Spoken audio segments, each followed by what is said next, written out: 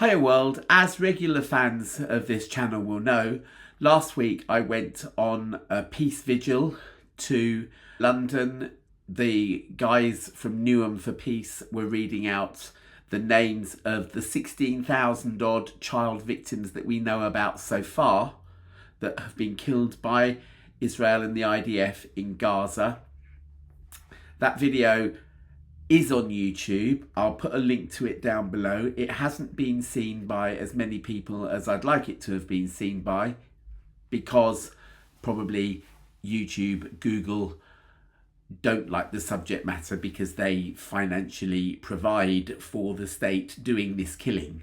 The day after I did that, I wrote to my MP. It was in the wake of Sky TV and the BBC having their original reports of the football trouble in Amsterdam censored. Balanced reports originally went up. We know this definitely happened for Sky News, and then were taken down and replaced by something that clearly portrayed the Maccabi Tel Aviv fans as being victims, when actually it was the other way around. Although I condemn any kind of violence, any kind of hooliganism. I don't doubt that there was a lot of anti-Semitism as well, which I condemn in the strongest of terms. It really doesn't want to happen. Yes, at the moment, I condemn Israel. I condemn Israel for what they are doing.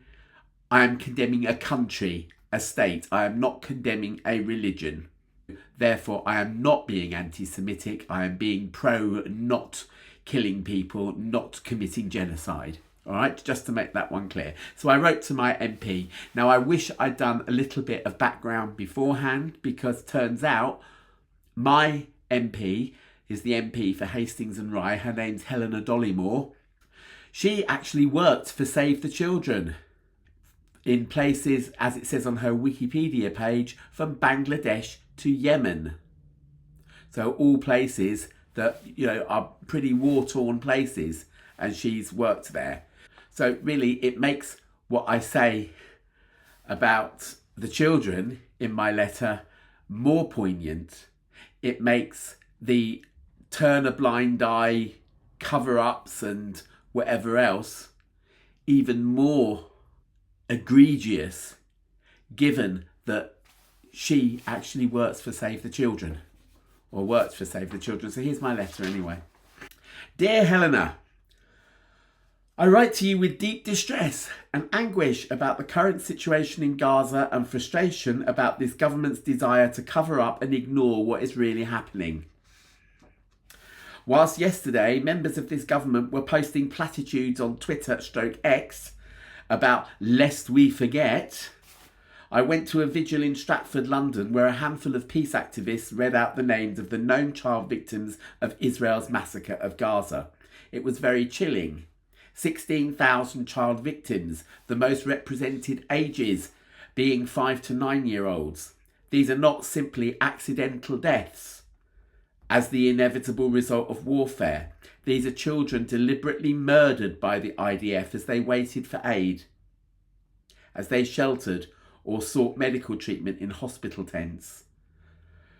I haven't forgotten the 100 or so premature babies killed because your PM said it was fine for Israel to defend itself by cutting off water and electricity supplies.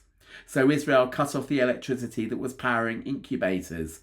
This is murder, and Starmer is complicit in it. He withdrew UK UNWRA funding, which might also have saved a few lives. He has proven, along with Lammy, that he would rather peddle a distorted version of the truth regarding Tel Aviv football fans than protect the lives of 16,000 children. Make no mistake, the Israeli media and the football hooligans know exactly what is going on and what their intentions are for Gaza. During the minute's silence for the Spanish flood victims, the Israelis were not mocking the deaths of Palestinian children, as our media so euphemistically put it before they had their reports taken off air and deleted online.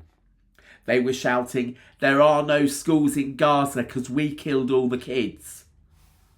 The Israeli newspapers are full of reports that the people of northern Gaza will not be allowed to return to their homes, and they won't let aid into the north because there's no one there anymore, in quotes. Not true, by the way. This is genocide, it's ethnic cleansing, and this government veers in between either pretending it's not happening or saying a few platitudes about international law, or covering up, or blatantly supporting it, as Lammy posted yesterday online. You kindly wrote to me last week explaining that the government had cancelled about 30 licences for manufacture of arms on UK soil. That's only 10% of the licences that the government grants. That leaves about 300 still in place. Why are they still in place? Why are we not sanctioning and boycotting the living daylights out of Israel, as we rightly did when Russia invaded Ukraine? Why are you lot in Parliament not angry about all this? All I can say is that there must be a healthy supply of sleeping pills in the Commons pharmacy, because I wouldn't be able to sleep at night knowing I was in Parliament and had the power to stop what is fast becoming the biggest crime of the 21st century.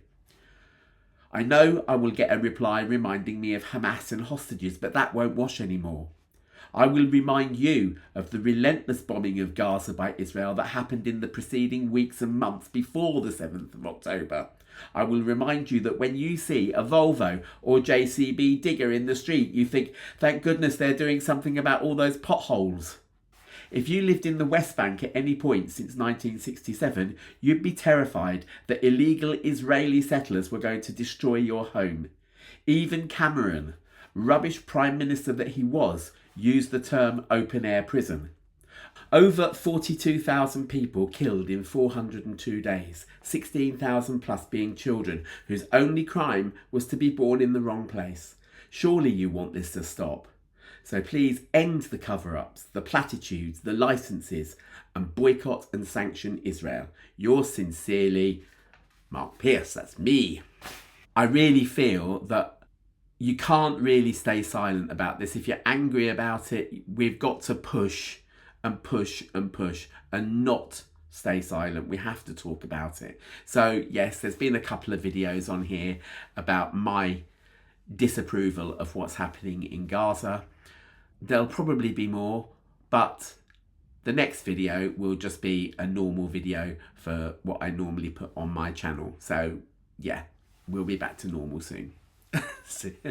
I'm apologising for myself. Don't apologise, Marky P. Remember to like, subscribe, share if you dare. If you've enjoyed this video, please consider a super thanks by clicking on the heart down below, especially as my last video so far in a week has had less than 100 views, which is poor even by my standards. Yeah, so I'll see you soon. All right, bye.